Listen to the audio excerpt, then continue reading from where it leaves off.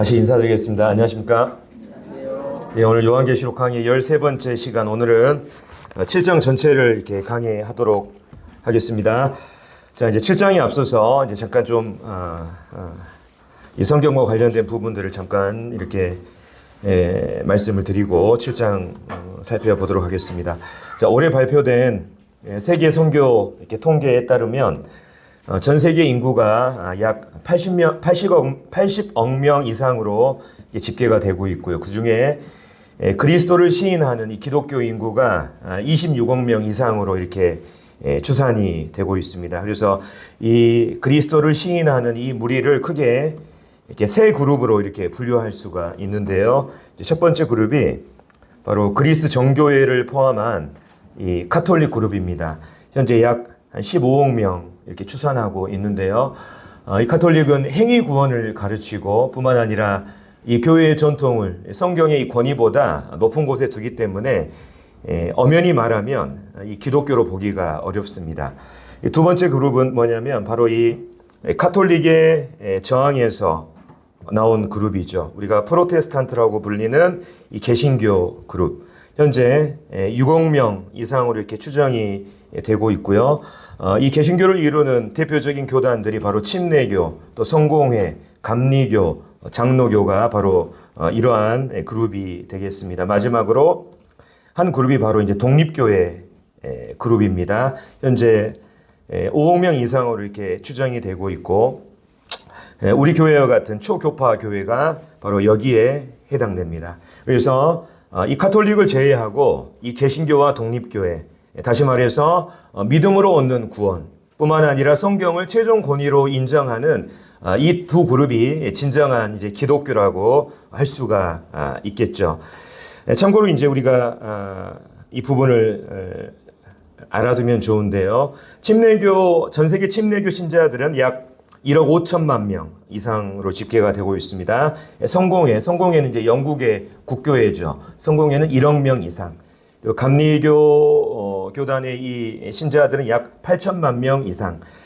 장로교 신자들은 전 세계에 1,800만 명 이렇게 집계가 되고 있습니다. 그러니까 우리가 보면은 이 장로교 인구는 전체 기독교 인구 11억 명 아까 말씀을 드렸지 않습니까? 실은 전체 기독교 인구의 1%에 해당하는 이런 마이너 그룹이라는 것을 알 수가 있습니다. 근데 우리 주변에는 온통 장로교만 보이죠. 그렇죠. 근데 전 세계 800만 명에 해당되는 3분의 1이 600만 명이잖아요. 이 600만 명의 장로교 신자가 우리나라에 있습니다. 그러니까 우리 주변에 곳곳에 장로교 간판들이 많고 우리 주변에 장로교 신자들이 많다 보니까 하나님 믿는 사람들은 전부 다 장로교에 속해 있구나 이렇게 우리가 생각할 수 있는데, 실은 이러한 통계들을 보면 실은 전체 장로교 신자들은 전체 기독교 인구의 실은 1% 정도밖에 되지 않고, 카톨릭까지 포함한다고 하면 1%에도 훨씬 미치지 못한 0.78%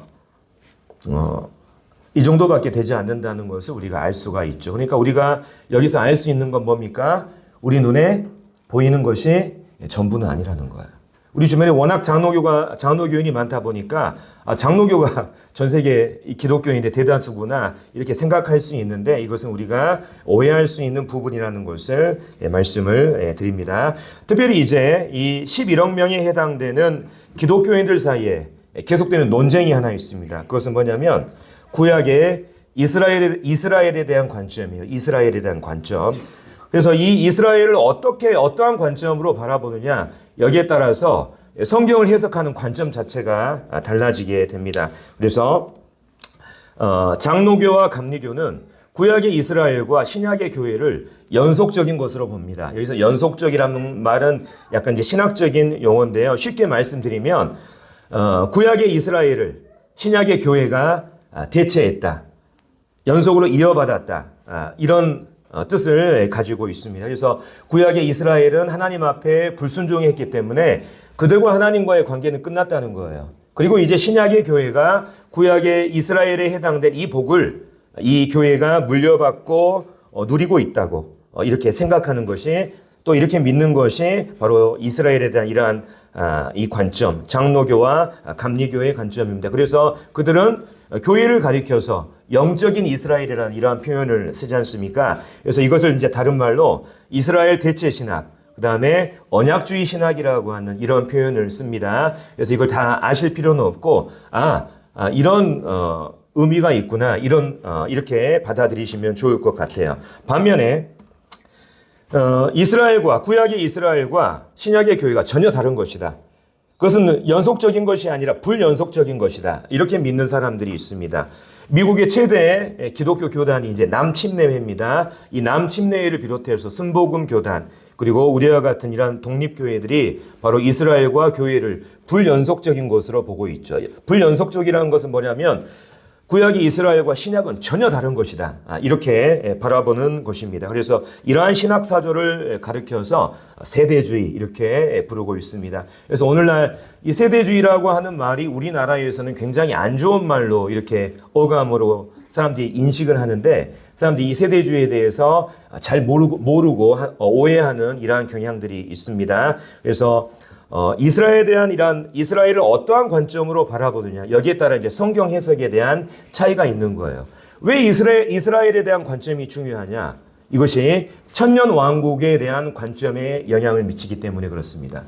자, 우리가 앞서 말한 것처럼, 우리가 요한계시록 강의 첫 번째 시간에 우리가 살펴본 것처럼 천년 왕국이라고 하는 것은 뭐냐면, 장차 예수님께서 이 땅에 실제로 재림하셔서 그 이스라엘을 중심으로 실제로 통치하시는 그 천년의 그 나라를 그분께서 세우시고 통치하신다고 하는 것이 천년 왕국이잖아요. 그렇죠? 근데 장로교나 감리교 같은 경우는 교회가 바로 이스라엘이기 때문에 바로 그리스도께서 이 교회를 통해서 통치하시는 이 교회 시대가 바로 천년 왕국이라고 말하고 있습니다. 그들은 문자적인 천년 왕국은 실제로 존재하지 않는다고 믿고 있어요. 이것을 다른 말로 어떻게 얘기하냐면 무천년주의라고 얘기합니다. 요한계시록에 나와 있는 그 천년 왕국의 천년은 그건 실제적인 숫자가 아니라는 거예요. 그거는 상징적인 숫자고, 바로 이 교회 시대, 그리스도께서 교회를 통해서 세상을 통치하시는 이 시대가 바로 천년 왕국이다. 이렇게 믿고 있습니다. 특별히 이제 이 무천년주의는 원래 이제 가톨릭의 교리였어요. 근데 아까 말씀드린 것처럼 개신교가 가톨릭으로부터 이렇게 저항하면서 됐다고 말씀드렸지 않습니까? 나오면서 여전히 이 가톨릭의 무천년 교리를 그들이 가지고 있는 것입니다. 그래서 이 장로교와 감리교를 비롯한 이러한 개신교 교단들이 바로 이 무천년주의, 바로 이 교회가 영적인 이스라엘이다, 이러한 표현을 쓰면서 바로 이 천년 왕국의 그 실제성과 문자적인 의미를 그들이 이제 부인하고 있습니다. 그러니까 우리나라는 어떻습니까? 장로교가 워낙 많다 보니까 이렇게 믿는 사람들이 많은 거예요. 근데 아까 말씀드린 것처럼 어떻습니까? 눈에 보이는 것이 전부는 아닌 거예요. 자, 이러한 분들이 이러한 무천년주의라고 하는 이러한 관점을 가지고 있다면, 반대편에서 구약의 이스라엘과 교회는 전혀 다른 것이라고 이렇게 믿는 이러한 분들이 계십니다. 그리스도께서 장차 이 땅에 그 천년 왕국이 세워지기 전에 직접 재림하셔서 그 이스라엘을 중심으로 온 세상을 통치하시는 그 천년 왕국이 문자 그대로 실제로 이루어진다. 뿐만 아니라 이사야서 65장에 보면 이리와 사자가 함께 풀을 뜯는 이러한 말씀들이 기록되어 있잖아요. 그 말씀이 실질적으로 그 천년 왕국에 이루어진다. 이렇게 믿는 분들이 있습니다. 그래서 이걸 바로 다른 말로 전천년주의라고 이렇게 말하고 있습니다. 그래서 우리가 이미 계시록 강의 첫 번째 시간에 이러한 부분들을 대략적으로 다루었습니다. 근데 사실 이 이스라엘과 교회는 동일한 것으로 여길 수 없을 만큼 많은 차이가 있어요. 대표적으로 어떠한 차이가 있냐면 이 부분을 말씀을 드리겠습니다. 왜 구약의 이스라엘과 신약의 교회는 다르냐? 먼저 입회 조건부터 다릅니다. 구약의 이스라엘은 아브라함의 혈통, 아브라함의 자손으로 태어나면 되는 거예요. 유대인의 혈통을 가지고 태어나면 자연스럽게 이스라엘 민족이 됩니다. 반면에 교회는 혈통으로 교회 안으로 들어갈 수가 없어요. 오직 성령으로 거듭남을 통해서 교회 안으로 들어갈 수 있고 입회할 수가 있는 것입니다. 뿐만 아니라 시작도 달라요. 이스라엘의 시작은 창세기 12장에 하나님께서 아브라함을 부르는 것으로부터 시작합니다. 하지만 교회의 시작은 어디서부터 시작됩니까? 사도행전 2장에 성령 오순절날 성령께서 강림하시는 이것을 시작으로 교회가 시작되고 있죠. 뿐만 아니라 조직도 완전히 다릅니다. 이스라엘의 조직은 어떻습니까? 12지파로 이루어져 있죠. 뿐만 아니라 그 지파들 가운데 오직 레위지파만이 제사장 직분을 수행할 수 있었습니다. 하지만 신약의 교회는 지파의 구분이 없어요. 무슨 교회에 지파가 있겠습니까? 뿐만 아니라 교회의 모든 신자들이 하나님의 제사장 직분을 수행하고 있다고 성경은 말하고 있습니다. 구약시대 이스라엘의 규범은 뭡니까? 시내산에서 하나님께서 주신 율법이에요. 반면에 신약교회의 규범은 뭡니까? 성령의 법이라고 말하고 있습니다. 이것만 봐도 우리가 구약의 이스라엘과 교회가 얼마나 차이가 있고 왜 교회와 이스라엘을 동일한 것으로 연속적인 것으로 여기지 않는지 이러한 부분들을 우리가 충분히 이해할 수가 있죠. 뿐만 아니라 아까 말씀드린 것처럼 언약신학, 무천년주의자들이 주장하는 것이 뭐냐면 이스라엘은 버려졌다는 거예요. 이스라엘은 불순종으로 말미암아 하나님께 버려졌고 그 복을 대신 누가 이어받는다고요? 교회가 이어받는다고 말하고 있습니다. 근데 성경은 뭐라고 말합니까? 하나님께서 정말 이스라엘을 버리셨냐? 그렇지 않다고 성경은 말하고 있습니다. 로마서 11장에 보면 그러므로 내가 말하노니 하나님이 자기 백성을 버리셨느냐? 그럴 수 없느니라. 여기서 말하는 이 자기 백성이라고 하는 것이 이스라엘을 나타낸다는 것이 바로 다음 구절에 나와 있죠. 나도 이스라엘인이요. 하나님은 이스라엘을 절대 버리지 않으셨다고 말씀하십니다. 뿐만 아니라 로마서 11장 후반부에 보면 현재 이스라엘이 불신 상태에 있지만 장차 하나님께서 그들을 다루시는 이것을 통해서 그들이 돌이키게 될 것이고 그로 말미암아 온 이스라엘이 하나님 앞에서 회복될 것이라고 성경이 우리에게 말하고 있습니다. 이스라엘은 버려진 것이 아니라 이스라엘을 향한 하나님의 별도의 계획이 있다고 하나님께서 말씀하셨어요. 뿐만 아니라 이 이스라엘이라고 하는 나라는 2000년 동안 이 세상에 존재하지 않는 나라였어요. 2000년 동안 존재하지 않는 나라가 느닷없이 나라를 세울 확률이 거의 기적에 가까운 것입니다. 근데 이 에스겔서 37장에 나오는 이 마른 뼈의 환상의 이 예언처럼 이 이스라엘이 기적적으로 1948년 5월에 고토로 돌아가가지고 이 팔레스타인 땅에 옛 나라를 세우게 되잖아요. 이러한 것들을 봤을 때 하나님께서 이스라엘을 버리시지 않고 이스라엘을 향한 별도의 계획이 있다는 것을 우리는 인정하지 않을 수 없는 것입니다. 그래서 결론적으로 우리가 지금까지 쭉 말씀드린 것처럼 우리는 이스라엘이 교회로 대체된 것이 아니라 바로 이스라엘을 향한 하나님의 이 별도의 계획이 있다는 것을 우리가 믿고 알아야 되는 것입니다. 이스라엘을 향한 그 별도의 계획이 뭐예요? 바로 우리가 강의 세 번째 시간에 살펴본 다니엘의 70일의 예언이 바로 이스라엘을 향한 하나님의 별도의 계획인 거예요. 70일회가 끝나면 이스라엘에 어떤 일이 생긴다 그랬습니까? 이스라엘의 모든 죄와 허물이 그치고 구약 성경에 예언된 이스라엘에 대한 모든 예언과 환상이 완성되고 그리고 그리스도께서 이스라엘의 왕으로 오셔서 온 세상을 통치하시는 그 나라를 세운다는 것이 그 이스라엘 중심으로 온 세상을 통치하신다는 것이 바로 다니엘의 70일의 예언이지 않습니까? 이것만 봐도 하나님께서 이스라엘을 버리시지 아니하고 교회로 대체하는 것이 아니라 이스라엘만을 향한 하나님의 특별한 별도의 계획이 있다는 것을 우리는 알 수가 있는 것입니다. 그렇기 때문에 장로교회 신자들이 말하는 것처럼 어떤 사람들이 말하는 것처럼 우리 주변에 어떤 사람들이 주장하는 것처럼 이스라엘이 신약의 교회로 대체된 것이 아니라 우리는 이제 성경에서 이스라엘이라고 하는 말을 우리가 보게 될 때 특별히 이 요한계시록에서 이스라엘이라고 하는 이 단어를 듣게 될 때 우리가 이것을 영적인 이스라엘 교회를 가리키구나 이것이 아니고 그냥 저 팔레스타인 땅에 있는 지금 현재 이스라엘 민족 유대인으로 문자적으로 이해하는 것이 바람직한 해석 방법이라고 하는 것을 오늘 말씀을 드립니다. 제가 왜 이 말씀을 드리냐? 오늘 이제 이스라엘 14만 4천에 대한 얘기가 나오기 때문에 그래요.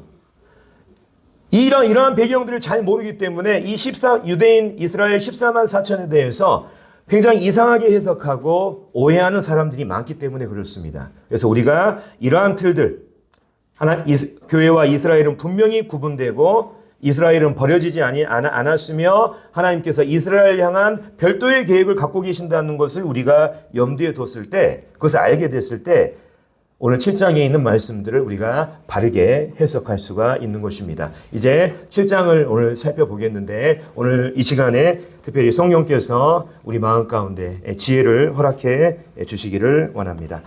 자, 6장 마지막에 보면 우리가 지난 시간 6장에서 7인의 심판 우리가 살펴봤죠. 그리스도께서 두루마리의 인을 차례로 떼실 때 이 땅에 임하는 이러한 재앙들에 대해서 살펴봤습니다. 그 재앙이 너무나 두려운 나머지 그 재앙 가운데 이러한 외침이 있었어요. 그분의 진노의 큰 날이 이르렀으니 누가 능히 서리요. 이 말은 어떤 말이냐면 우리가 현재 당하고 있는 이 재앙이 너무나 엄청난 것이기 때문에 과연 하나님의 이 진노에서 과연 건짐을 받고 구원받을 사람이 과연 존재할 것인가? 이러한 외침이잖아요. 7장은 바로 이러한 외침에 대한 답으로 구성이 되어 있습니다. 그래서 미리 말씀드리면 이 7장에는 이 환난기에 이 땅에 펼쳐진 이 환난기 기간 동안에 구원받는 두 부류의 이 사람들에 대해서 말하고 있습니다. 첫 번째는 하나님의 특별한 선택을 받은 유대인 14만 4천 명이 바로 첫 번째고요. 두 번째는 바로 셀 수 없는 이방인 무리가 바로 이때 구원받게 된다고 7장에서 말하고 있습니다. 그래서 이제 이 두 부류에 대해서 우리가 살펴보도록 하겠습니다. 자, 다들 이제 7장 다 읽어 오셨으리라 믿고 자 7장 1절 2절 읽겠습니다. 이 일 후에 그래서 이 일 후에는 항상 요한계시록에서 내용이 또 방향이 전환된다고 하는 이 표현이라고 말씀드렸습니다. 이 일 후에 내가 내 천사가 땅 내 모퉁이에 선 것을 보니 땅의 사방의 바람을 붙잡아 바람으로 하여금 땅이나 바다에나 각종 나무에 불지 못하게 하더라. 또 봄에 다른 천사가 살아계신 하나님의 인을 가지고 해돋는 데로부터 올라와서 땅과 바다를 해롭게 할 권세를 받은 네 천사를 향하여 큰 소리로 외쳐.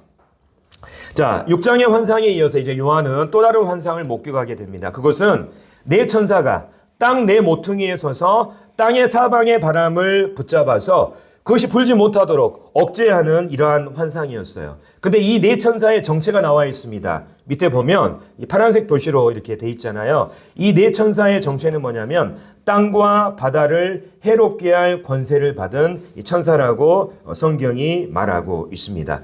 또 뿐만 아니라 여기 땅의 사방의 바람을 그 네 천사가 붙잡았다고 하는데 이 사방의 바람이라고 하는 것은 구약시대에 하나님께서 특별히 심판을 가리킬 때 이 사방의 바람이라고 하는 표현을 쓰셨던 것을 보게 됩니다. 에레미야 49장에 보면 하늘의 사방에서부터 사방 바람을 엘람에 오게 하여 그들을 사방으로 흩트리니, 다시 말하면 이 사방 바람이라고 하는 단어는 구약시대에 하나님께서 심판을 나타내실 때 하나님께서 사용하신 표현이었습니다. 그래서 정리하자면 요한이 본 환상은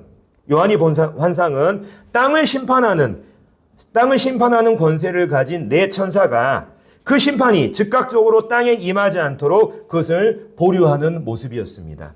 왜 이 네 천사는 이 바람을 붙잡아서 땅의 심판이 임하지 못하도록 했을까요? 여기에 대한 그 답이 나와 있습니다. 이르되 우리 하나님의 종들의 이마에 인치기까지 땅이나 바다나 나무들을 해하지 말라 하더라. 자, 이 땅의 심판이 시작되기 전에 한 권세 있는 천사의 명령이 있었습니다. 너희 심판하기 전에 우리가 하나님의 종들의 이마에 인을 쳐야 되는데 너희 우리가 인 칠 때까지 너희 그거 잡고 있어야 돼. 보류하고 있어야 돼. 이러한 권세 있는 천사의 명령이 있었기 때문이죠. 자, 여기서 이제 하나님의 종들의 이마에 인을 친다 그랬습니다. 자, 여기 인을 맞는 장소가 어디예요? 이마라고 지금 나와 있잖아요. 자, 그래서 인을 친다고 하는 것은 뭐냐면 도장을 찍는다는 거예요. 도장. 이마에 표를 새긴다. 도장을 찍는다는 이러한 얘기입니다. 그래서 고대 세계에서 인을 친다. 도장을 찍는다고 하는 것은 어떤 의미를 가지고 있냐면 소유, 재산, 보호, 특권이라는 이런 의미를 가지고 있어요. 자, 우리가 도서관에 가면 도서관에서 책 빌려오지 않습니까? 그러면 집에 가면은 이거 내가 마음대로 못 해요. 왜냐하면 여기에 뭐가 찍혀져 있죠? 도서관에 인장이 찍혀져 있거든요. 도서관에 인이 찍혀져 있기 때문에 이거 내가 마음대로 못 합니다.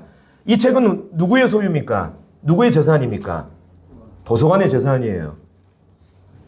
이 책은 누구의 재산입니까?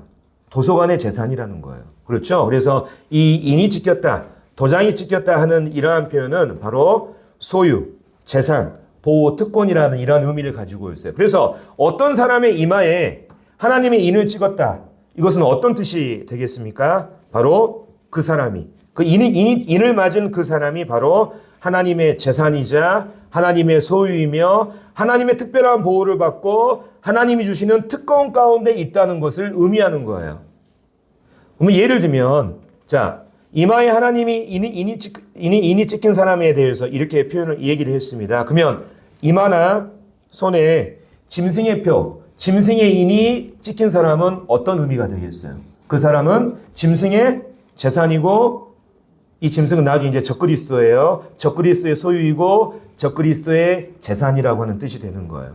무슨 말씀인지 이해됐죠? 그래서 여기서 나오는 하나님의 인과 나중에 사람들이 이 환난 시대에 받게 될 짐승의 표, 짐승의 인이 바로 이러한 대조적인 이러한 의미를 가지고 있는 것을 보게 됩니다. 그래서 구약 성경 에스겔서 9장에 보면 하나님께서 또 특별히 하나님께서 그 심판을 범죄한 사람들에게 심판을 내리실 때 하나님의 표를 이마에 찍으라는 그 표현이 나오거든요. 그래서 그 표가 찍힌 사람들은 하나님께서 특별히 보호하시는 장면이 에스겔서 9장에 나와 있습니다. 그래서 이게 특별한 어떤 표현이 아니고 이미 구약 성경에서 이미 표현되는 이러한 표현이라는 것을 이제 말씀을 드립니다. 근데 이제 중요한 건 뭐냐면 하나님께서 이마에 인을 치시는 도장을 찍는 이 사람들이 구체적으로 어떤 사람들이냐? 바로 이제 이 다음에 나와 있습니다. 자, 7장 4절에 보면, 자, 내가 인침을 받은 자의 수를 들으니, 요한이 이제 그 인침을 받은 자들의 수를 들으니까,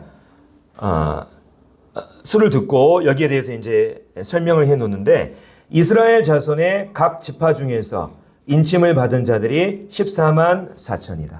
자, 여기에 이제 그 유명한 14만 4천이 이제 처음 나오고 있습니다. 자, 14만 4천. 자, 여기서 보면은 우리가 어떻습니까? 초등학교 1학년, 2학년 학생들이 자, 여기 있는 이 글을 읽을 때, 이 14만 4천은 뭔가 이상한 사람들이야. 이렇게 해석할까요? 아니면 딱 글을 보고, 이 14만 4천은 이스라엘 사람들이구나. 이렇게 생각할까요? 예? 어떻게 생각하겠습니까? 초등학생들이. 글을 배우고 읽는 가장 기본적인 이런 글을 읽는 사람들이 이 부분을 받아들였을 때 특별하게 생각 안 해요. 14만 4천이 여기 이스라엘 자손의 각 지파라고 얘기했잖아요. 그렇게 특별하게 생각 안 하고 그대로 받으면 되는 거예요. 근데 이것을 이상하게 해석하는 사람들이 있기 때문에 문제가 되는 것입니다.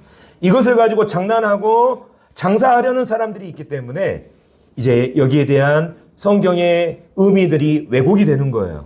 많은 사람들이 이것을 통해서 피해를 보고 또 그들의 삶이 멸망 가운데 처하는 이러한 일이 있는 것을 보게 됩니다. 특별히 이제 이 부분에 대해서 자, 이 14만 4천의 정체에 대해서 크게 두 가지 견해가 있어요. 두 가지 견해. 자, 제가 아까 처음에 말씀드렸습니다. 자, 오늘날 11억에 해당되는 기독교 그룹 가운데 자,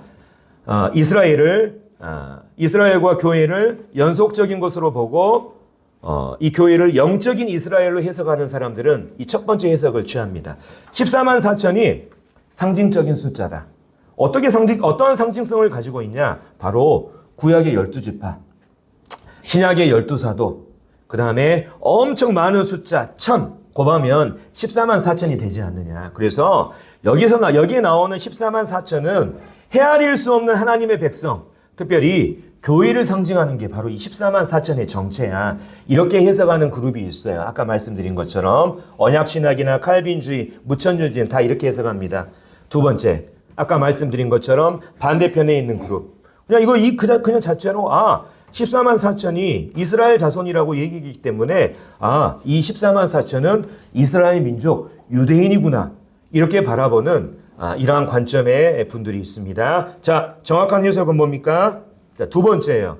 있는 그대로 단순하게 이스라엘 민족 14만 4천으로 보는 것입니다.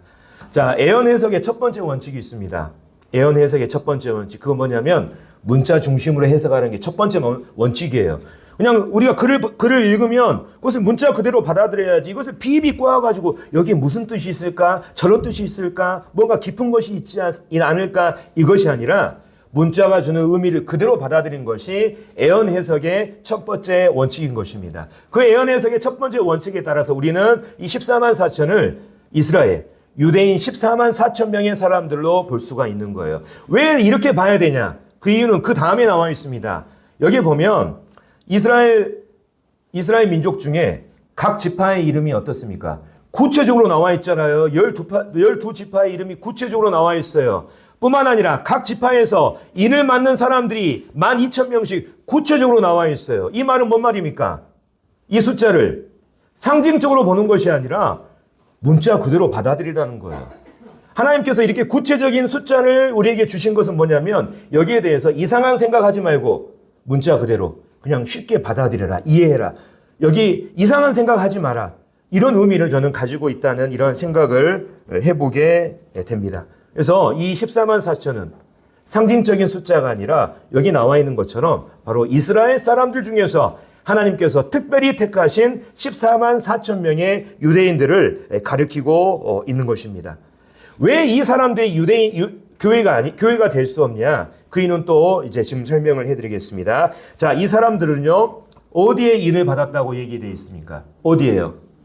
이마에 받았죠? 이마에 받았죠? 그리고 그 인의 내용이 14장 1절에 나와 있어요. 자, 보겠습니다. 읽겠습니다. 여기 앞에 보시면 또 내가 보니 보라 어린 양이 시온산에 섰고 그와 함께 14만 4천이 서 있는데 그들의 이마에는 어린 양의 이름과 그 아버지의 이름을 쓴 것이 있더라. 어떤 일을 받았냐? 그 인의 내용이 여기 나와 있어요. 바로 뭡니까? 이마에 뭐가 새겨진 거예요?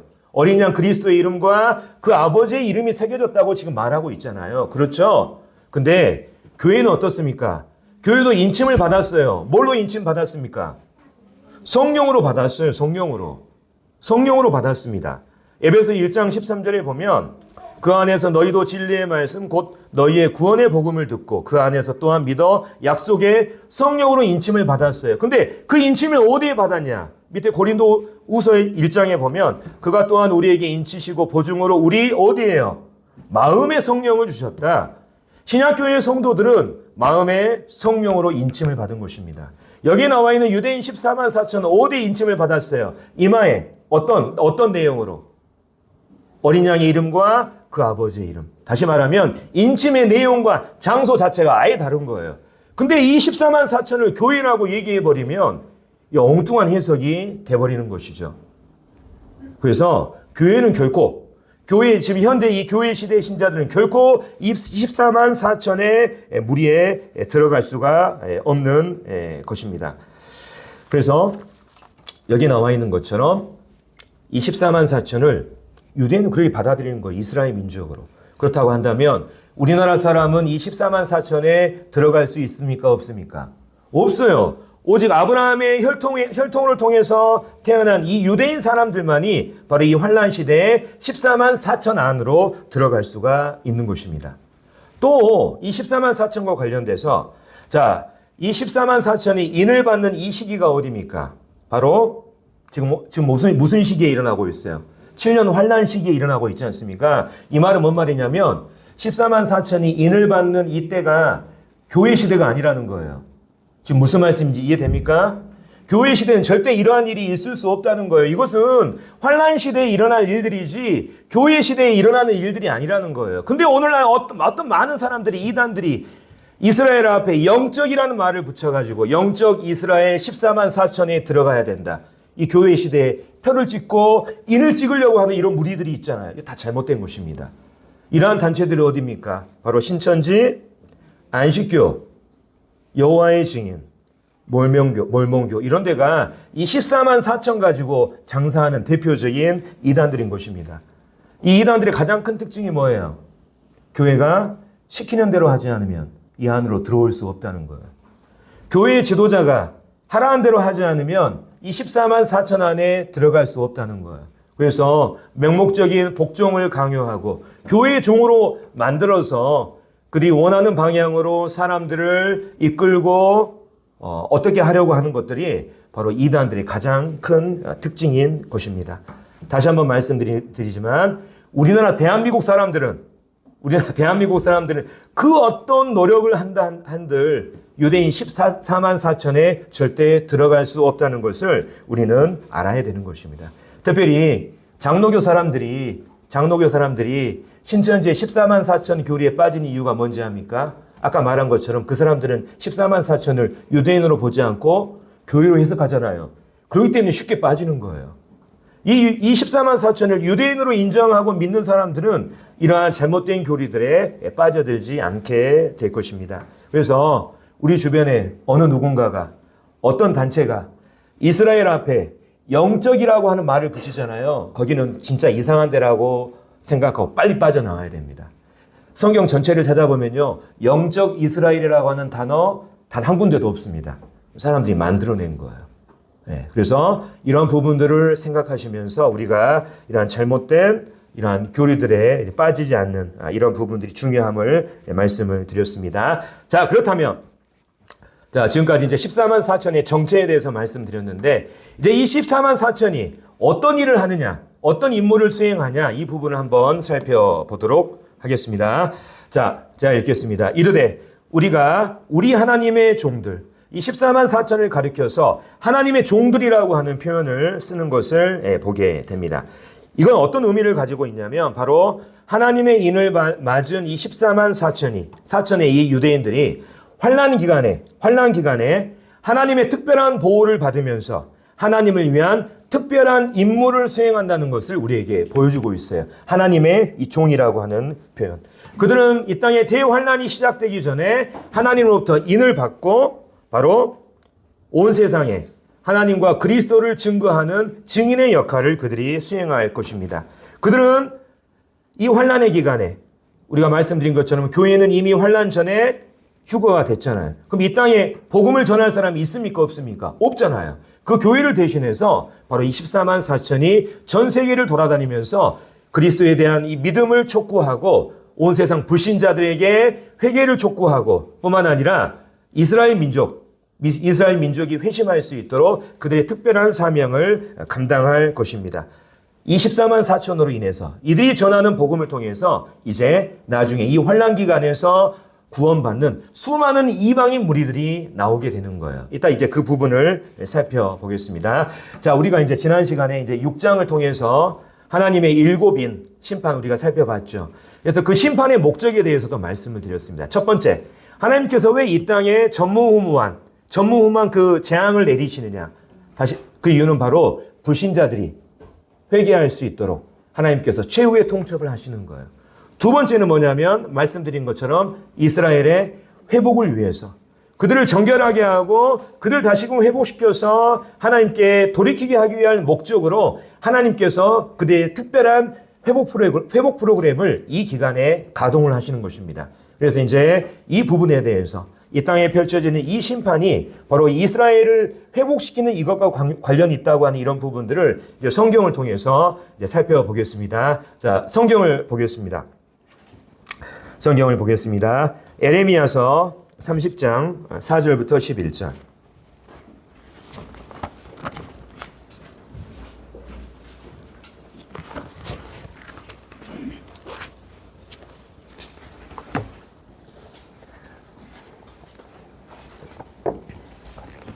성경을 보셔야 됩니다. 여기는 이제 제가 길어서 특별히 준비를 안 했습니다. 30장 4절부터 제가 읽겠습니다.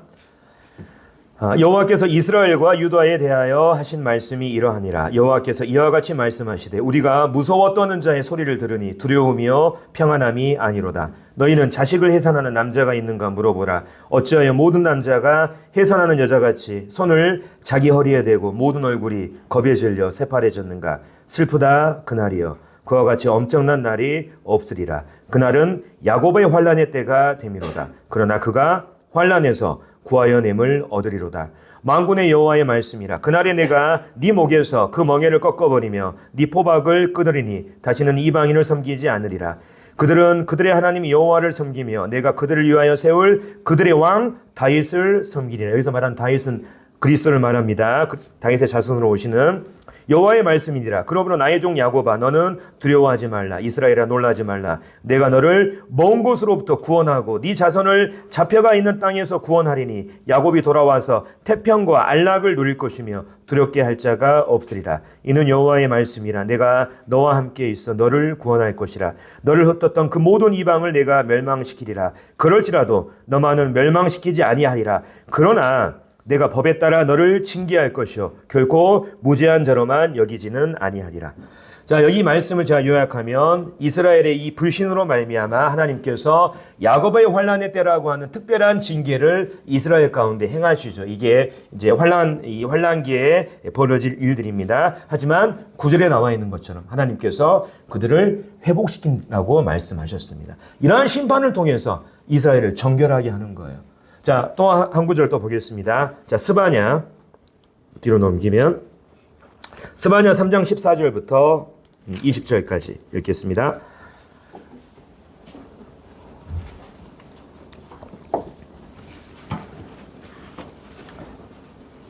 (1309페이지입니다) 스바냐 3장 14절. 시온에 따라 노래할지어다.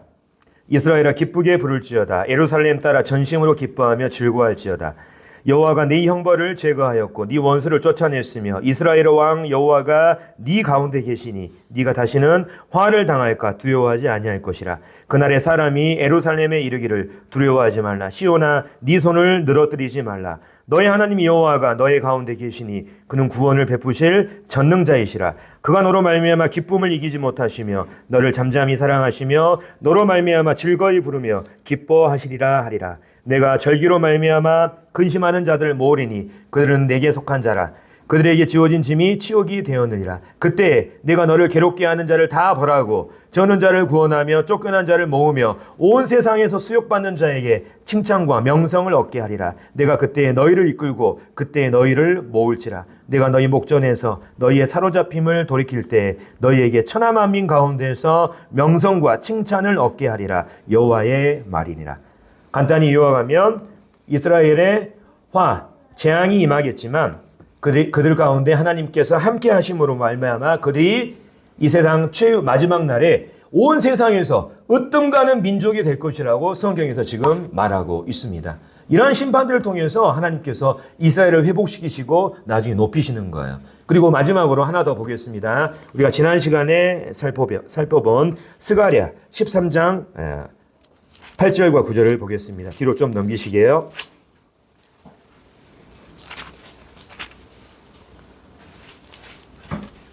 (1324페이지)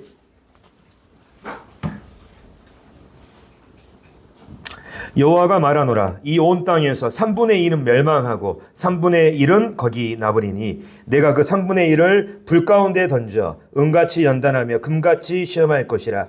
그들이 내 이름을 부르리니 내가 들을 것이며 나는 말하기를 이는 내 백성이라 할 것이요 그들은 말하기를 여호와는 내 하나님이시라 하리라.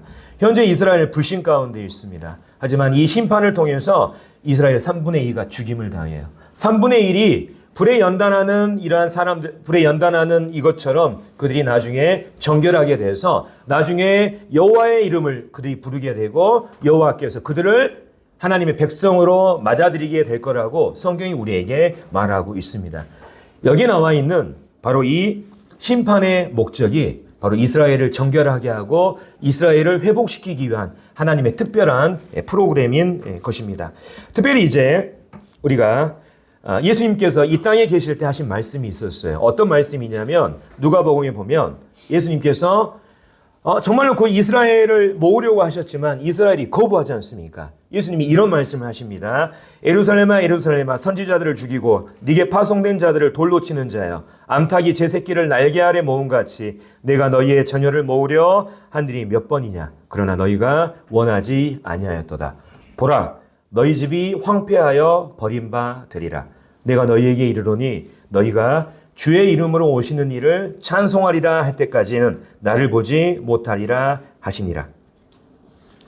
예수님 초림 때 이스라엘은 예수님을 왕으로 맞아들인 것을 거절을 했죠. 그 결과 그들은 황폐하여 버림받을 것이라고 예수님이 말씀하셨습니다. 근데 예수님께서 마지막 구절에 뭐라고 하냐면 그들이 지금 불신 가운데 있지만 장차 주의 이름으로 오시는 일을 찬송하게 되는 그 일이 있게 된다고 성경은 우리에게 말하고 있습니다.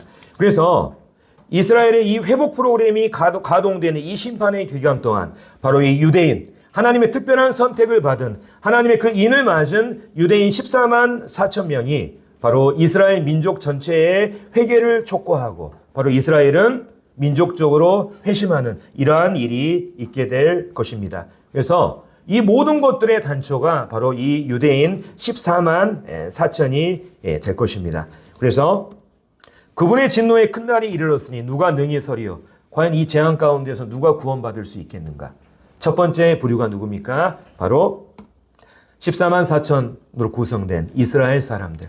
이들이 이 기간 동안에 하나님의 특별한 보호를 받으면서 하나님이 명하시는 그 특별한 일들을 온 세상 가운데 하게 된다는 이러한 부분들을 우리가 아셨으면 좋겠습니다. 그래서 이 사람들이 환란의 기간 동안 끝까지 살아남아서 이제 천년 왕국을 이루는 백성들이 될 것으로 보여집니다.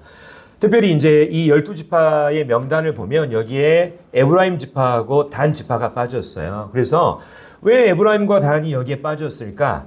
지배적인 해석이 어떤 거냐면 에브라임과 단은 이스라엘 안에서 우상 숭배를 주도한 지파였어요. 그렇기 때문에 하나님께서 이 일을 맡기시기에 그들이 적합하지 않다는 것을 보여주는 것이다. 이러한 해석이 정말 지배적입니다. 근데 에스겔서 48장에 보면 나중에 천년왕국 때 이스라엘 지파들이 땅을 분배받는 장면이 나오거든요. 여기 보면 단과 에브라임의 이름도 거기에 거론이 됩니다. 이것은 뭘 의미하냐면 바로 이 환란의 기간 동안에 단 지파와 에브라임 사람들도 복음을 듣고 구원받아서 천년 왕국으로 들어가게 된다는 이것을 우리에게 보여주고 있는 것이죠. 자, 그 다음에 이제 두 번째 구원받는 이 무리들 살펴보겠습니다. 자, 이제 이 일 후에 또 장면이 전환됩니다. 이 일 후에는 항상 장면이 전환된다고 그랬어요. 내가 보니 각 나라와 족속과 백성과 방언에서 아무도 능히 셀 수 없는 큰 무리가 나와 흰옷을 입고 손에 종려가지를 들고 보좌 앞과 어린 양 앞에 서서 큰 소리로 외쳐 이르되 구원하심이 보좌에 앉으신 우리 하나님과 어린 양에게 있도다 하니. 자, 이제 요한은 다른 곳으로 시선을 향하고 있습니다. 거기에서 그는 한 무리를 봤어요. 자, 각 나라라고 하는 것은 다양한 나라를 말하는 거예요. 각 족속, 다양한 민족 말합니다. 각 백성, 다양한 문화를 말합니다.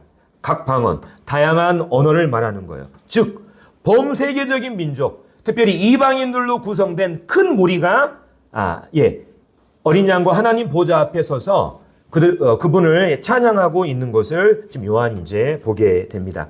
여기서 이제 이 아무도 능히 셀 수 없는 큰 무리가 흰옷을 입고 있었잖아요. 그렇죠? 흰옷이라고 하는 것을 우리가 계속해서 계시록을 통해서 우리가 살펴봤습니다. 바로 죄로부터 깨끗하게 된 순결한 사람이란 것을 보여줘요. 뿐만 아니라 그들이 손에 종려나무 가지를 들고 있었습니다. 이것은 그들이 그리스도의 최종적인 승리와 왕으로 등극하시는 것을 축하하는 이러한 장면으로 볼 수가 있어요. 우리가 복음서에 보면 예수님께서 예루살렘에 왕으로 입성하실 때 사람들이 호산나 호산나 외치면서 그들의 손에 뭐가 있었습니까? 종려나무 가지를 흔들면서 예수님께서 이스라엘의 왕으로 입성하시는 것을 우리 축하했지 않습니까? 이런 그 장면을 우리에게 보여주고 있는 거예요. 바로 이 사람들이 흰옷을 입고 바로 이 종려나무 가지를 들고 바로 그리스도의 이 통치를 축하하는 이러한 사람들, 이러한 무리로 우리가 볼 수가 있는 것이죠.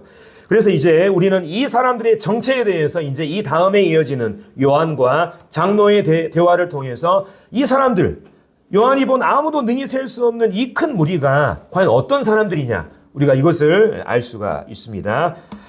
자, 여기 이제 장로와 요한이 대화하는 장면입니다. 자, 장로 중 하나가 응답하여 나에게 이르되, 요한입니다. 여기서 말한 나는 요한에게 이르되 이 흰옷 입은 자들이 누구며 또 어디서 왔느냐? 내가 말하기를 내 주여 당신이 아시나이다 하니 그가 여기서 말한 그는 장로예요. 물어본 장로.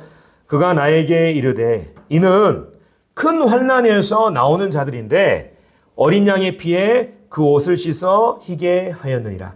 아까 말한 것처럼 셀 수 없는 이 큰 무리가 범세계적인 민족, 이방인들로 구성된 큰 무리라고 하는 것을 말씀을 드렸지 않습니까? 근데 여기에 이제 이 장로가 이 사람들의 정체에 대해서 구체적으로 지금 말하고 있습니다. 자, 첫 번째. 그들이 어디서 나왔냐? 이 큰 무리가 어디서 나왔냐? 근데 장로가 뭐라고 합니까? 큰 환난에서 나왔다고 말하죠. 여기서 말하는 큰 환난은 그냥 우리들이 겪는 일반적인 환난이 아니라 예수님께서 말씀하신 창세로부터 지금까지 단 한 번도 이 땅에 존재하지 않았던 그 큰 환난을 말하는 것입니다. 마태복음 24장에 보면 이는 그때 큰 환난이 있겠습니다. 창세로부터 지금까지 이런 환난이 없었고 후에도 없을 것을 예수님께서 말씀하셨는데 바로 이 셀 수 없는 이 이방인 무리가 어디서 나왔냐면 큰 환난 가운데 나왔다는 거예요. 근데 이 사람들이 어떤 사람이냐? 누구냐? 바로 어린 양의 피에 그 옷을 씻어 희게 한 사람들이다. 이렇게 말하고 있는 것을 보게 됩니다. 다시 말하면 이 사람들, 장로가 요한에게 이 사람들의 정체에 대해서 말하는 건 어떤 의미를 갖고 있냐면 바로 이 사람들은 큰 환난 기간에 전해지는 복음을 통해서 구원받은 사람들, 구원받고 의롭게 된 사람들이라는 것을 지금 말하고 있어요. 많은 사람들이 환난 기간에 복음을 듣고 구원받을 수 있냐 의문을 가지고 있습니다. 과연 그때 우리가 복음을 들을 수 있을까? 그렇지 않습니까? 환난 기간에 복음이 있습니다. 복음이 전해집니다. 복음을 통해서 구원받습니다. 예수님께서 이렇게 말씀하셨잖아요. 마태복음 24장에 보면 이 천국 복음이, 여기서 말한 천국 복음은 우리가 지금 알고 있는 복음이 아니라 다른 말로 왕국의 복음이라고 합니다. 이제 환난이 끝나면 그리스도께서 이 땅에 재림하셔서 그분의 나라를 세우시지 않습니까? 그분의 천년 왕국을 세우시지 않습니까? 그 왕국 복음을 말하는 거예요. 그리스도의 그 재림이 도래했으니 너희들 회개하고 그리스도 믿어야 된다. 이게 바로 왕국의 복음이에요. 이 왕국 복음이 모든 민족에게 증언되기 위해서 온 세상에 전파돼야 된다. 그리고 그제야 끝이 오게 된다고 말하고 있습니다. 교회 시대에만 복음이 전해진 게 아니에요. 바로 이 환난 기간에도 복음이 전해진다는 것을 알 수가 있습니다.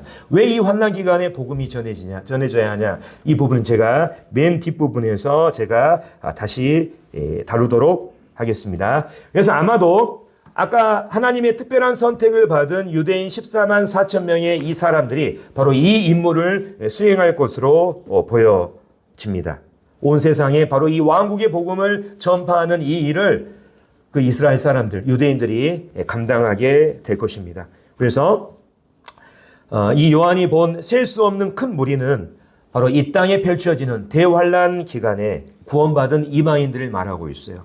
그래서 이들을 가리켜서 환란기 성도라고 부릅니다. 지금 교회 시대에는 교회 성도라고 부르죠. 환란기에 구원받은 사람들을 환란기 성도라고 부릅니다. 근데 중요한 건 뭐냐면 환란기 때 구원받은 그 구원의 근거도 어디에 있습니까? 그리스도의 십자가의 공로에 있는 거예요. 여기 보면 어린 양의 피에 그 옷을 씻어 희게 하였느니라. 사람이 구원받을 수 있는 유일한 길은 뭐냐면 그리스도를 믿는 것밖에 없습니다. 환란기에 구원받는 그 구원의 근거도 그리스도의 십자가의 공로에 있다는 것을 우리가 이 말씀을 통해서 알 수가 있는 것이죠. 근데 이제 우리가 한 가지 의문이 있습니다. 그럼 요한이 본 이 보좌 앞에 있는 하나님의 이 보좌 앞에 있는 이 셀 수 없는 이방인 무리가 현재 살아있는 사람이냐? 아니면 죽어서 부활해가지고 천상에 있는 하나님의 보좌에 있는 사람이냐? 여기에 대해서 여러 가지 엇갈린 의견들이 있습니다. 자, 첫 번째, 제가 공부한 바로는 대부분의 이제 주석가들 뿐만 아니라 아주 저명한 세대주의 학자들이 이 셀 수 없는 이방인 무리, 하나님의 보좌 앞에 있는 이분들을 죽은 분들로 보고 있습니다. 다시 말하면 환난 기간에 구원받아서 그 믿음을 지키다가 순교한 이후에 부활해서 지금 현재 천상에 있는 하늘에 있는 하나님의 이 보좌 앞에서 하나님을 찬송하고 있는 이러한 사람들로 봅니다. 대부분의 주석가들, 그 다음에 저명한 세대주의 학자들이 이런 견해를 펴요. 근데 어떤 분들은 또 이런 견해를 펴니다. 아니다. 이 사람들은 환난 기간에 구원받고 그 환난 기간 내에 끝까지 살아남아가지고 바로 지금 이제 천년왕국 때 예루살렘에 그리스도의 보좌가 이제 시작됐는데 그 보좌 앞에서 그리스도의 이 왕의 등극을 축하하는 이러한 사람들이다. 이 사람들은 바로 환란 기간에 살아남아서 현재 우리와 같은 자연적인 몸을 가지고 천년왕국으로 들어가는 천년왕국의 백성들이다. 이렇게 분별하는 이러한 분들도 계십니다. 그 이유는 뭐냐면 왜 이 사람들이 살아있는 사람 또 지금 현재 이 지상의 보좌에 이들이 있는 것으로 이렇게 말을 하냐. 자, 예수님께서 이런 말씀하셨습니다. 이 땅의 마지막 때가 되면 제가 읽겠습니다. 인자가 자기 영광으로 모든 천사와 함께 올 때 자기 영광의 보좌에 앉으리니 모든 민족을 그 앞에 모으고 각각 구분하기를 목자가 양과 염소를 구분하는 것 같이 하여 양은 그 오른편에 염소는 왼편에 두리라. 그때 임금이 그 오른편에 있는 자들에게 이르시되 내 아버지께 복받을 자들이여 나와 창세로부터 너희를 위하여 예비된 나라를 상속받으라.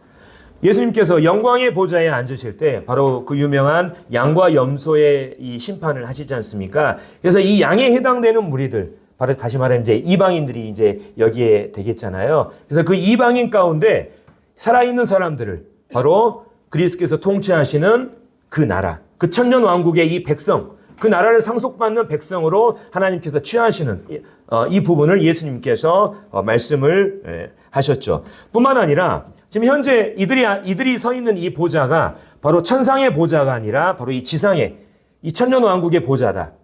이렇게 말하는 이유는 바로 에레미야 3장 17절에 보면 그때가 되면 천년 왕국 때가 되면 에루살렘이 지금 현재 이스라엘의 이 수도인 에루살렘이 그들에게 여호와의 보좌가 된다고 하는 이러한 구약의 예언들이 있기 때문에 바로 이 사람들을 죽은 사람들로 보는 것이 아니라 바로 환란 기간까지 끝까지 살아남아서 바로 천년 왕국으로 들어가는 이러한 사람들로 보는 이러한 견해가 있습니다. 혹시 저의 의견을 묻는다면 저는 바로 이 두 번째 의견을 저는 택하겠어요.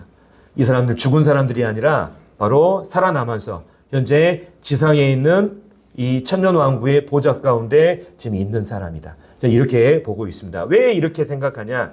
이 이후에 나와 있는 이제 말씀들이 바로 이 땅에서 천년 왕국의 백성들이 누리게 되는 이 복에 대해서 지금 쭉 나열을 하고 있거든요. 이 사람들이 지금 그 복을 받고 있거든요. 그래서 그 부분을 한번 살펴보도록 하겠습니다. 자, 이제 이 사람들이 그 셀 수 없는 이방인 무리들 구원받은 그 다음에 하나님의 보좌 앞에 있는 이 사람들이 이제 어떻게 되느냐 여기에 대해서 이제 설명을 해놓은 말씀인데 제가 읽겠습니다. 그러므로 그들이 하나님의 보좌 앞에 있고 또 그의 성전에서 밤낮 하나님을 섬김에 보좌에 앉으시니가 그들 위에 장막을 치시리니 그들이 다시는 줄이지도 아니하며 목마르지도 아니하고 해나 아무 뜨거운 기운에 상하지도 아니하리니 이는 보좌 가운데 계신 어린 양이 그들의 목자가 되사 생명수 샘으로 인도하시고 하나님께서 그들의 눈에서 모든 눈물을 씻어주실 것임이라. 이 사람들이 지금 취하는 이 지상의 복, 이 천년왕국의 이 복을 지금 이렇게 기록을 하고 있는데요. 그들은 이 땅에 있는 주님의 보좌 앞에서 주님을 영광스럽게 섬길 것입니다. 그분의 성전에서 나중에 천년왕국에도 예루살렘에 하나님의 성전이 세워진다는 거 우리가 에스겔서 말씀을 보면 다 알 수가 있습니다. 그 성전에서 섬기면서 특별히 보좌에 앉으신 그 하나님께서 그들 위해 장막을 치신다고 지금 말하고 있어요. 이 장막을 치신다고 하는 의미는 어떤 의미를 가지고 있냐면 함께 거하신다는 뜻을 가지고 있습니다. 우리가 요한복음 1장 14절에 이런 말씀이 있습니다. 말씀이 육신이 되어 우리 가운데 거하심에. 여기서 나오는 거하심이하고 장막을 친다고 한 단어하고 똑같은 단어예요. 뭐 장막을 친다는 것이 뭐 이제 보호를 해주고 이제 뭔가 텐트를 치고 하는 이런 뜻으로 우리가 생각을 하지 않습니까? 근데 장막을 친다고 하는 이 단어하고 말씀이 육신이 되어 우리 가운데 거하심에 그 거하심하고 똑같은 단어라고요. 장막을 친다고 하는 말은 뭐냐면 하나님께서 친히 그들 가운데 거하셔서 함께 하신다는 이런 의미를 가지고 있습니다. 하나님께서 그들과 함께 하심으로 말미암아 그들이 얻게 되는 그 결과가 이 다음 구절에 나와 있죠. 그들이 다시는 줄이지도 아니하며 목마르지도 아니하고 해나 아무 뜨거운 기운에 상하지도 아니하니 이는 보좌 가운데 계신 어린 양이 그들의 목자가 되사 생명수 샘으로 인도하시고. 이사야서 49장에 보면 장차 천년 왕국의 사람들이 백성들이 얻을 그 지복의 지상의 복에 대해서 소개하고 있어요. 제가 읽겠습니다. 그들이 줄이거나 목마르지 아니할 것이며 더위와 볕이 그들을 상하지 아니하리니 이는 그들을 긍휼히 여기시는 이가 그들을 이끌되 샘물 근원으로 인도할 것임이라. 여기 보면 천년왕국 백성들이 얻게 되는 이 복과 우리가 비슷하다는 것을 우리가 알 수가 있잖아요. 환란 기간 동안에 이 이방인 사람들, 이 살아남은 사람들은 바로 이 땅에 펼쳐지는 재난의 이 간접적인 영향으로 말미암아 많은 어려움을 겪었을 것입니다. 하지만 이제 이 천년 왕국에서 하나님께서 친히 그들 가운데 장막을 치셔서 그들 가운데 거하심으로 말미암아 다시는 그들이 줄이지도 않고 목마르지도 않고 해나 뜨거운 기운 가운데 상하지 않는 그런 안전한 보호처가 된다는 이러한 부분들을 우리가 살펴볼 수가 있고요. 뿐만 아니라 이사야서 25장에 또 천년왕국의 지복에 대해서 설명하는 말씀인데 주 여호와께서 모든 얼굴에서 눈물을 씻기시며 자기 백성의 수치를 온 천하에서 제하시리라. 아마 이 이방인 무리들은 바로 적그리스도의 이 통치 아래에서 너무나 어려운 이런 시절들을 보냈을 것입니다. 하지만 이제 이 천년왕국 때 주님께서 그들과 함께 하심으로 말미암아 이제 그들의 눈에서 모든 눈물을 씻겨주신다는 이러한 부분들로 연결해서 우리가 볼 수가 있는 것이죠. 그래서 요한이 본 이 셀 수 없는 이 큰 무리, 이 이방인 무리, 구원받은 이 무리들이 바로 천년 왕국의 이 지상의 복에 참여하는 것을 보면 이들이 그 믿음을 지키다가 순교해서 부활한 사람들로 보기보다는 환난 기간에 끝까지 살아남아서 바로 이 천년 왕국의 이 백성으로서 이 천년왕국의 지복 가운데 참여하는 이 사람들로 보는 것이 우리가 바람직하다는 이러한 생각을 해보게 됩니다. 그래서 이제 7장을 오늘 이제 시간이 좀 많이 가서 정의하겠습니다. 7장은 실은 6장과 8장의 사이에 있는 삽입 구절이에요. 6장에 우리가 뭐가 나와 있습니까? 제목이 일곱 인의 심판이죠. 일곱 인의 심판이 끝나면 바로 뭐가 나와야 돼요? 일곱 나팔의 심판이 나와야 되잖아요. 근데 일곱 나팔의 심판이 8장부터 시작이 되거든요. 그래서 이 7장은 일곱 인의 심판과 일곱 나팔 사이에 있는 삽입 구절입니다. 막간 구절이에요. 막간에 해당되는 구절. 이러한 것들이 요한계시록에 굉장히 많이 있습니다. 우리가 또 나중에 이런 부분들을 살펴볼 텐데 우리는 이 막간에 해당되는 이 7장에서 과연 이 환난 기간에 누가 구원받을 수 있을 것인가? 이 부분에 대해서 성경의 이 가르침을 살펴봤습니다. 첫 번째, 하나님께서 특별히 택하신 14만 4천 명의 유대인들이 바로 하나님의 특별한 그 보호하신 가운데 특별한 임무를 수행한다는 거 말씀을 드렸고 뿐만 아니라 이 환난 기간에 수많은 범세계적인 민족으로 구성된 이방인 무리들이 그 가운데 전해지는 왕국의 복음을 듣고 구원받는 사람들이 있게 될 것이라는 것을 우리가 알 수가 있는 것입니다.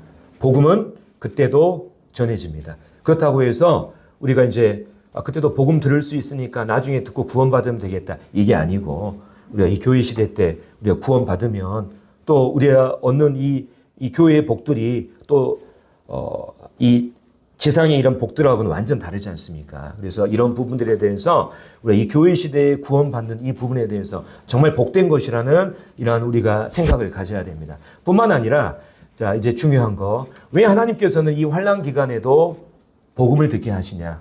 하나님은 자비로운 분이시기 때문에 그래요. 하나님은 그분의 진노의 심판 가운데서도 항상 사람들을 구원하시기를 원하시는 자비롭고 긍휼이 풍성하신 하나님이신 것입니다.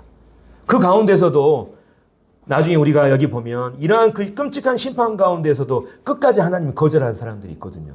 그러한 사람들이 있음을 알면서도 하나님은 이러한 심판 가운데 복음을 통해서 사람들을 구원하시기를 원하시는 이러한 자비의 하나님이심을 우리에게 이 말씀들을 통해서 잘 보여주고 계십니다. 그래서 오늘은 이제 7장을 마무리하고 다음 시간 이제 8장에서 이제 일곱 나팔의 심판이 시작되거든요. 이것은 이제 우리가 전에 살펴봤던 그 인의 심판하고는 완전히 차원이 틀린 이러한 심판입니다. 그래서 그 부분도 우리가 또 잘 공부했으면 좋겠습니다. 자, 이상으로 마치겠습니다.